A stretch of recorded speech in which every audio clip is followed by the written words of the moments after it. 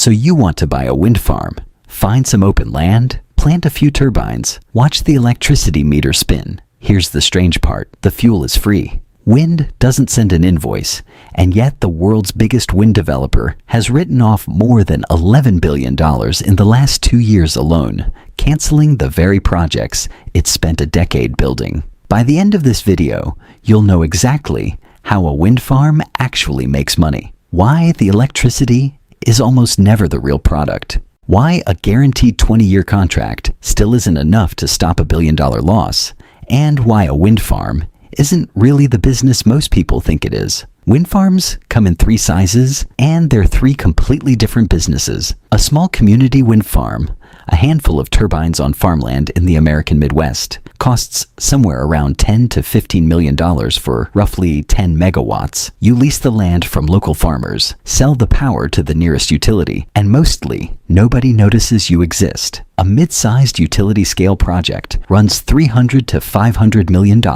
Think 200 megawatts, 100 or so turbines spread across a few thousand acres in Texas or Oklahoma. This is the workhorse of the industry, the version that actually keeps the lights on in most American states. And then there's offshore, where the price tag stops making sense. Dominion Energy's coastal Virginia offshore wind project costs $9.8 billion for 2.6 gigawatts. Next, Era broke ground on an even bigger one off New Jersey in 2025. Over 200 turbines across 90,000 acres of ocean. At that scale, you're not building a power plant anymore. You're building a small offshore city that happens to generate electricity. But the building is just the start. 2 more costs nobody warns you about. The first is the interconnection queue. Before your turbines can send a single watt to the grid, you have to wait in line behind every other project trying to plug into the same substation. Sometimes for years, just for the study that tells you whether the grid can even take your power. The second is the calendar. Under the tax law signed in July 2025, a wind project loses its federal tax credit entirely unless it breaks ground within 12 months of the bill signing and starts producing power by the end of 2027. Miss that window, and the entire financial model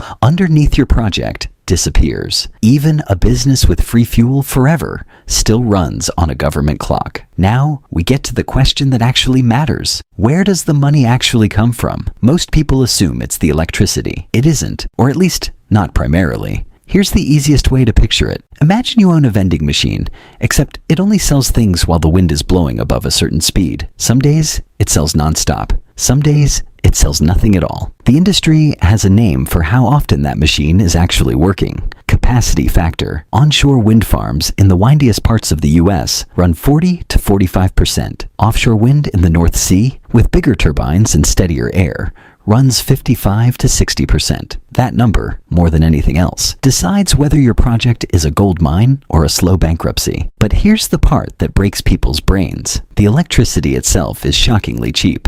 Onshore wind now generates power for as little as $26 to $40 per megawatt hour, cheaper than almost any other source on Earth, which means selling the electricity barely covers your costs. The actual profit engine sits somewhere else entirely. It sits in the tax code. For years, wind projects earned a federal production credit worth roughly 2.6 cents for every kilowatt hour generated, on top of the electricity revenue itself. Developers then sell that tax credit to banks and corporations who have large tax bills and nowhere else to put the money. This is called tax equity, and on a typical project, it can fund a third or more of the entire construction cost before a single customer ever pays an electricity bill. A wind farm isn't just a power plant. It's a machine for converting sunlight-adjacent weather into a financial product that Wall Street buys before it's even built. Once the turbines are spinning, the tactics start. The first is the power purchase agreement, a fixed price contract locking in the price of your electricity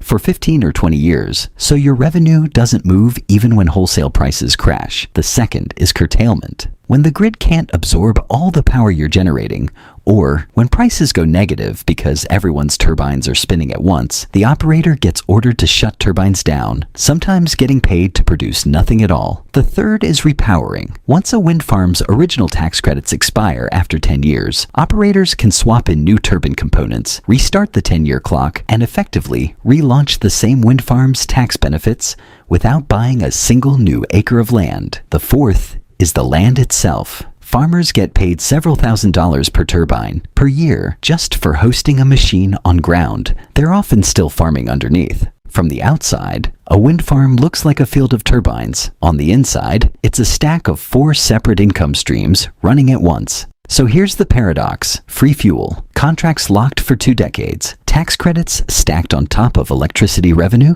How does anyone lose money doing this? The short answer is the same one that sinks casinos and airports. The math only works if everything outside the math also goes right. In late 2023, Ørsted, the world's largest offshore wind developer, canceled its 2 ocean wind projects off the coast of New Jersey and wrote off around $4 billion. A year later, it took another $1.7 billion impairment on a different U.S. project. Rising interest rates, snarled supply chains, and turbine costs that had crept up faster than the fixed price it had already promised the state of New Jersey. The wind was free. The steel, the labor, and the borrowed money weren't. And then there's Cape Wind. Proposed in 2001 off Cape Cod, it would have been the first offshore wind farm in America. 130 turbines in Nantucket Sound. Wealthy waterfront homeowners, including members of the Kennedy family, fought it for 16 straight years. The developer personally sank close to $100 million into permits and lawsuits. By the time the utilities finally walked away in 2017, the price it had agreed to sell power at had become uneconomical, and the project collapsed without a single turbine ever touching water. If you're going to spend a decade fighting for permission before you can even start construction, make sure the people who live next to your project actually want it there. Step back for a second. Wind is one of the strangest businesses in the world because the raw input is completely free and permanently guaranteed, and yet the industry runs on some of the tightest financial margins in energy. A coal plant can burn less fuel in a slow year. A wind farm can't ask the sky for more wind, which means everything that isn't the wind has to be nearly perfect. The interest rate environment, the tax law, the interconnection queue, the neighbors, the steel prices, all of it. For 20 straight years, or the guaranteed part of the business isn't enough to save you, time to pull it all together and answer the actual question. How much money do you make if you do this right? 3 scenarios, real numbers. Scenario 1. $12 million for a 10-megawatt community wind farm in the Midwest. At a 40% capacity factor and current power prices, annual revenue lands around $1.5 to $2 million. After land leases, maintenance, and insurance, net profit is roughly $800,000 to $1 million a year. Payback in 12 to 15 years. Boosted considerably if you lock in the federal tax credit before the 2027 deadline. Boring, steady, and about as close to a bond as a power plant can get. Scenario 2. $350 million for a 200-megawatt onshore project in Texas. Annual revenue around $45 to $55 million between electricity sales and tax credit monetization. Operating costs, including maintenance and land payments, run $8 to $10 million a year. Net profit lands around $30 million annually. Payback in 10 to 12 years. And then you're collecting for another decade before the turbines need replacing. Scenario 3. $9.8 billion for a gigawatt-scale offshore project like coastal Virginia. Annual revenue, once fully operational, in the $700 to $900 million range. Operating costs, including the enormous expense of maintaining equipment at sea, run $150 to $200 million. Net profit lands somewhere between $500 and $650 million a year, assuming the interest rates, the supply chain, and the permits all cooperated on schedule, which, as Ørsted found out, is never guaranteed. And if you get all 3 of those right for long enough, you end up like NextEra Energy, which started as a regional Florida utility and is now the world's largest generator of wind and solar power, worth around $148 billion, more valuable than almost any other utility on the planet. So if you do decide to buy a wind farm, remember the one thing every operator in this industry eventually learns the hard way. The wind is the only part of the business that's actually free. Everything else, you still have to pay for.